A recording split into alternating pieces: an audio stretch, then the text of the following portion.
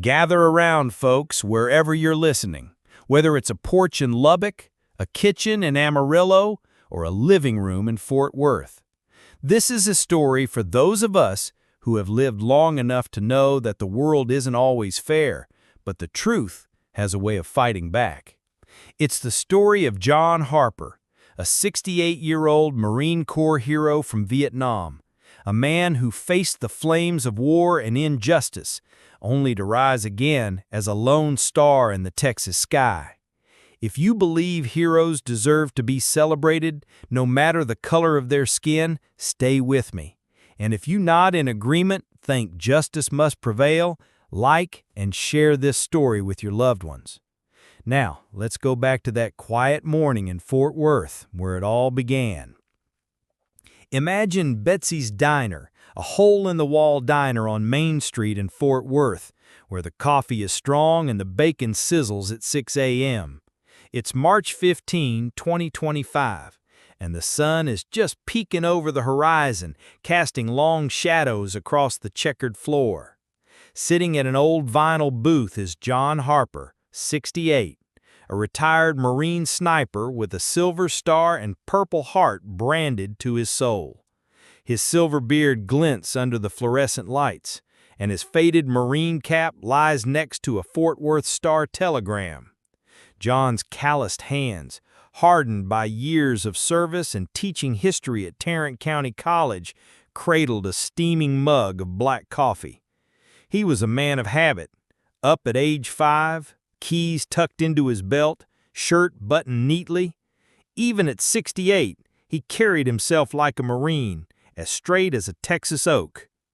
John was reading the paper, his eyes scanning stories about local politics and veterans' memorials, when the quiet of the diner was shattered. 3 young men, Ethan Caldwell, 20, Logan Hayes, 19, and Mason Reed, 19, stumbled in, smelling of whiskey and marijuana after a night of partying. Ethan, a college kid with bleached hair and $300 sneakers, led the group. They were loud, laughing, and hurling insults as if they owned the place. Ethan spotted John and sneered, loud enough for everyone to hear, "Look, there's an old black veteran taking up the space. Probably been chugging coffee all night." The diner fell silent. Clara Martinez, a waitress who had served John for 15 years, tense behind the counter. A few construction workers glanced up but said nothing. John, calm as a still pond, looked up from his newspaper, his eyes steady but sharp, as if he were assessing a battlefield. "Gentlemen," John said, his voice low, carrying the weight of decades in the Corps, "I would appreciate it if you could lower your voices. People are trying to enjoy their breakfast." It was a simple request, as polite as a morning sermon. Sunday, but to Ethan it was a spark to dry kindling. His face was red, not just from the alcohol, but from the kind of entitled rage you see in people who aren't used to being challenged. "This old man telling us what to do?" Ethan barked, standing up, his voice drawing the eyes of everyone in the diner. "This scary black guy thinks he can threaten us?" Logan and Mason chimed in, mocking John's age and race, their words cutting. Clara stepped forward, her voice shaking. "Mr. Harper did nothing wrong. He was a regular, always nice." But Ethan was already on the phone, dialing 911, telling the story of a dangerous black man threatening to harm us. Within 4 minutes, 3 Fort Worth Police Department patrol cars rolled into the parking lot, lights flashing like a 4th of July parade. Officers David Thornton and Emily Brooks burst through the door, holsters in hand, eyes fixed on John, the only black man in the room. Thornton, a 15-year veteran with a string of minority complaints, strode toward John's cubicle. "Stand up, slowly, hands behind your back," he commanded, his tone brooking no objection. John stood, his arms exposed, the Purple Heart badge gleaming on his jacket. "Officer, there's been a misunderstanding," he began, but Thornton cut him off, handcuffing John so tightly that they bit into his skin. Clara protested, "He's not threatening anyone. Those guys are drunk, causing trouble." But Brooks waved her off. "Ma'am, back up. We have witnesses who say otherwise." As they pulled John out, his Marine cap fell to the floor, landing beside him. The Star-Tribune, the headline mocked him, "Local veteran honored for service." The irony was worse than the handcuffs. Ethan pointed dramatically. "That's him! He said he'd make us disappear!" A lie, bold and cruel, but enough for the officers. They didn't ask John's opinion, didn't check Clara's story. They saw a black man accused by white kids, and that was all they needed. The ride to the Tarrant County Jail took 12 minutes, each one a stab in John's heart. Thornton and Brooks talked about him as if he weren't there, speculating about his criminal past and his unstable veteran tendencies. John was quiet, knowing from Vietnam that silence was sometimes the only defense against overwhelming odds. At the jail, he was processed like any common criminal. Fingerprints, mugshot, his Purple Heart labeled decorative pin. His belongings, $43, keys, a faded photo of his late wife Ellen and daughter Grace, were stuffed into a plastic bag. Bail was set at $50,000, a fortune for a man living on a modest pension and Social Security. By evening, Channel 5 News aired his mugshot, "Veteran threatens teens at local diner." Ethan, Logan, and Mason, smiling in their yearbook photo, are portrayed as victims. The fact that they were drunk, lying, and privileged is buried in the rush to find a compelling story. Spinning around, chanting, "Safe from violent veterans." The air crackled with tension, like a Texas hurricane brewing. The trial in the Tarrant County Courthouse was a circus, attracting more cameras than a Longhorn game. Judge Henry Caldwell, 72, Ethan's distant uncle, ran a tight ship, but his fairness was as thin as a penny. Prosecutor Sarah Langley, 45, a mayoral candidate riding the tough-on-crime wave, smelled blood. She portrayed John as a predator, a sniper trained to kill, now terrorizing innocent boys. Her star witness, Dr. Leonard Hayes, no relation to Logan, a criminologist who had never met John, testified about late-onset veteran aggression, declaring that Vietnam vets like John were ticking time bombs. It was nonsense, but the jury, 10 whites, 1 Hispanic woman, 1 black security guard, listened and laughed. John's attorney, Laura Jenkins, 29, is a public defender drowning in 120 cases. She has 40 minutes to prepare before meeting with John, and her notes are only 37 pages compared to Langley's 3 boxes of documents. Judge Caldwell blocks John's military records, calling them irrelevant, stripping him of his Silver Star and Purple Heart as evidence of his character. Clara Martinez takes the stand, testifying that John only asked for silence, but Langley tears her apart, exposing her undocumented status. "You're here illegally, aren't you, Ms. Martinez?" Langley sneers. Clara pales, her truth tainted in the eyes of the jury. 2 other witnesses, a cook and a regular, mysteriously disappear. One, scared off by an anonymous call threatening ICE, the other, pressured by her boss to stay away. Ethan, Logan, and Mason take the stand, their lies as polished as a politician's speech. Ethan, in a tailored suit, claims John stands over their table, eyes cold as a rattlesnake, saying, "You kids need to learn respect, and I know how to teach it." Logan adds, "He bragged about making people disappear in Nam." Mason interjects, "He said he had friends in the army who would take us quietly." It's all fiction, delivered with crocodile tears. The jury leans forward, scribbling notes, buying every word. Officer Thornton seals the deal, claiming John is sour, complaining about his combat days. Another lie, but his badge makes it gospel. John's daughter, Grace, 42, a nurse from Dallas, watched in horror, her savings depleted to attend the trial. Her son Marcus, 16, faced taunts at school. "Your grandpa's a terrorist." John's church, First Baptist of Fort Worth, told him to stay away until this blows over. Old friends stopped calling. The Star-Telegram ran a critical article, "When Veterans Go Violent," with grainy Vietnam footage, associating John's service with danger. The pain in John's leg, shrapnel from a 1971 landmine in Da Nang, flared up under stress, but he hid it. knowing that a grimace might make him look unstable. On the fourth day, Laura offered a plea deal, 18 months in prison, 5 years of probation. John stared at her.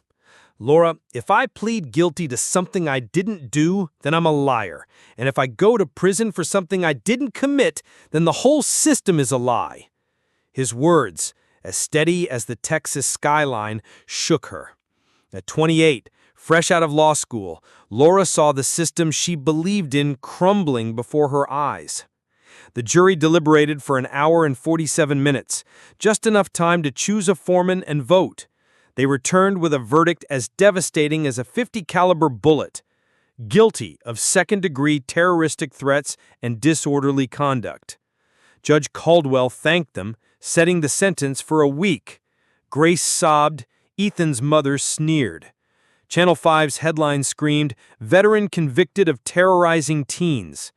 Langley told reporters, "This sends a message. No one is above the law, not even veterans." Sentencing day was a punch in the gut.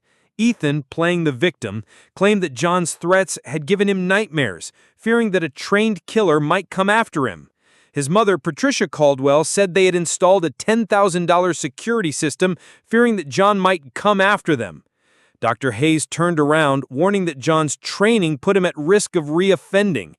John spoke finally, standing up even though his legs were on fire. "Judge, I have never threatened a soul outside of combat. I have fought for this country, taught children about its Constitution. All I have done is ask for silence. The truth has been hidden, but I will not apologize for what I did not do." His voice, as solid as Texas granite, silenced the room. Judge Caldwell was unfazed. "Mr. Harper, your duty was no excuse to terrorize 3 young men. You used your military status to intimidate." He sentenced him to 6 years in the Huntsville Penitentiary, harsh even for Tarrant County. As John was shackled, protesters outside waved signs, "Justice for Ethan," and "Lock up dangerous veterans." Grace collapsed, clutching her father's fallen cap, the one he had worn in Nam. The admissions process in Huntsville was brutal. The guards stripped John, taunting him with "terrorist veteran." His wedding ring, worn for 43 years for Ellen, was packed with $43 and a photo of Grace. Prisoner 74986, as he was called, assigned him to D Block. His cellmate, Jamal Carter, 26, serving 8 years for robbery, sized him up but backed off when John mentioned Vietnam. "My grandpa fought in World War II, Jamal said. Respect, old man." Word spread quickly. The guy in D Block is a war hero. Even the toughest prisoners nodded to John. He woke up at 5:30 a.m., led inmates in reading, and read letters from veterans across the country. The Texas VFW sent books. A California Marine wrote, "We fought for you, buddy." Grace mortgaged her Dallas home to hire Tom Bradley, 55, a former Marine turned wrongful conviction attorney. Tom said bluntly, "Your father's trial was a farce. Evidence was suppressed. Witnesses were intimidated, a biased judge. We will appeal, but it will take time." Meanwhile, Ellen Whitaker, a Star-Telegram reporter, smelled a rat. Her digging uncovered Ethan was driving drunk, Logan was cheating academically, and Mason was accused of assault. Her series, A Hero's Lies of Privilege versus Truth, hit newsstands 6 months after John's conviction, stirring up Fort Worth. The NAACP and the Veterans Legal Defense Fund took notice, filing cases for John. 8 months later, a call changed everything. Grace, working a double shift at Baylor Hospital in Dallas, answered a number in Washington, D.C. "This is General Samuel Wyatt, U.S. Army, retired," a voice said. "Your father saved my life in South Vietnam, 1973. What happened to him is a national disgrace." Wyatt, 73, revealed John's heroics near Firebase Bravo, holding off 50 enemy soldiers for 6 hours, saving 40 Americans, including a young Lieutenant Wyatt. John was nominated for the Congressional Medal of Honor, but racism in the Pentagon buried it. "I have the declassified files," Wyatt said. "I'm flying to Fort Worth tonight. John will not spend another day in that cage." At 6:47 a.m., a Black Hawk helicopter landed on the courthouse lawn, its rotors whirring like a Texas tornado. Wyatt, white-haired and straight as a pole, stepped out in a blue suit, clutching a Pentagon briefcase. Cameras from every station in Texas recorded him ascending the stairs, flanked by Colonel Patricia Davis and Major James Rodriguez, a military historian. "I'm here to prove that John Harper is not only innocent, but a hero that America failed." The crowd, veterans, locals, reporters, roared. Inside, Judge Caldwell, sweating under pressure from the governor and the Pentagon, called an emergency hearing. Wyatt's testimony was a thunderclap. "March 26, 1973, he began, his voice even but heavy. "My platoon was ambushed near Cambodia. 3 men were down. The rest were pinned down by a North Vietnamese company. John Harper, 800 yards away, took out 50 enemy soldiers with his M40 rifle, machine gunner, mortar crew, commander. His fire enabled us to call in helicopters and artillery. He saved 40 lives, including mine." Declassified memos reveal a shameful cover-up. John's Medal of Honor nomination was sabotaged by a racist Pentagon official who wrote, "A black soldier receiving the nation's highest military honor sends the wrong message." The courtroom gasped. Grace clutched a photo of her mother, tears streaming down her face. Outside, #Justice for John Harper was trending nationwide. Texas bikers and rangers formed a caravan on I-35, horns blaring. Under pressure from the FBI, Ethan, Logan, and Mason broke down. Ethan's videotaped confession was devastating. "We lied. Mr. Harper just told us to shut up. We were drunk, angry when he called us out. We thought no one would believe a black veteran over us." Logan and Mason agreed with him, admitting that their families had trained them in their lies. Langley, facing a losing mayoral race, backed down. "We'll look at the new evidence." But the tide had turned. Governor Martinez called John's conviction a stain on Texas justice. By nightfall, thousands gathered outside Huntsville, veterans waving "Free John Harper" signs. Inside, John reads a letter from a Confederate veteran. "Hold on, man, the truth is coming." At 8 a.m., Judge Caldwell, his career in tatters, faced a packed courtroom. "Mr. Harper," he said, his voice strained, "new evidence proves your innocence. All charges are dismissed with prejudice." The room erupted. John, dressed in orange, stood tall, embracing Grace as veterans saluted.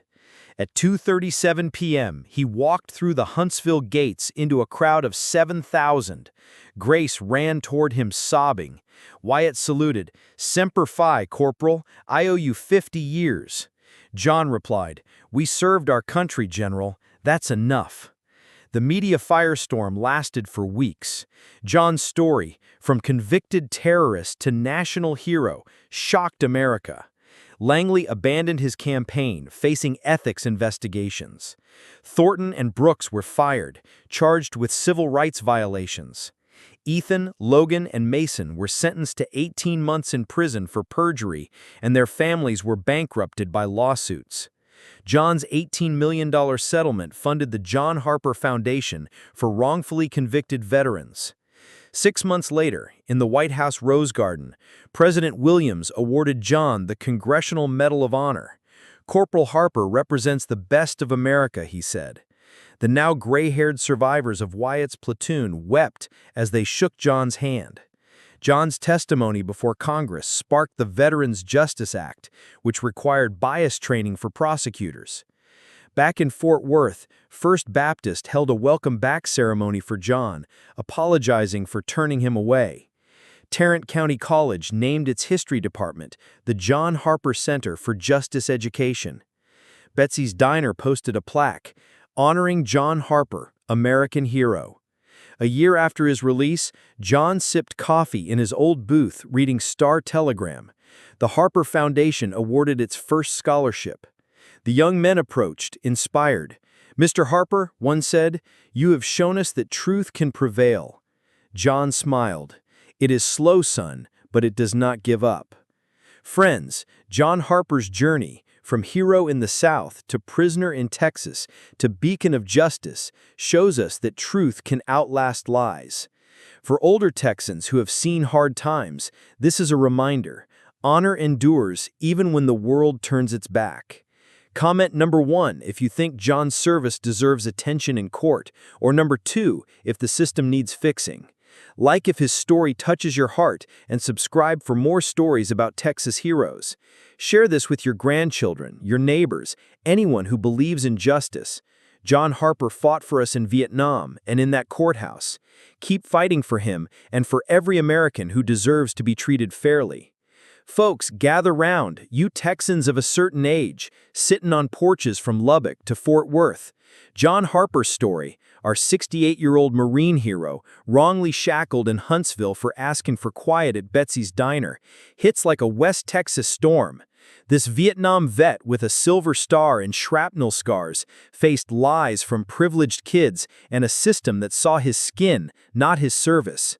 Yet truth roared back, louder than a Blackhawk's blades, when General Wyatt's files proved John saved 40 lives in Nam. At 2:37 p.m., John walked free, his honor restored, a Congressional Medal of Honor pinned to his chest. For us seniors who have seen injustice sting like a scorpion, here's the lesson. Truth may limp, but it don't quit. John's fight, through war, a rigged trial, and a cell block, shows us to hold fast even when the world turns cold. Comment number 1 if you believe honor endures, or number 2 if justice needs fixing. Share this with your kin, because in Texas, we know a hero's heart beats stronger than any lie.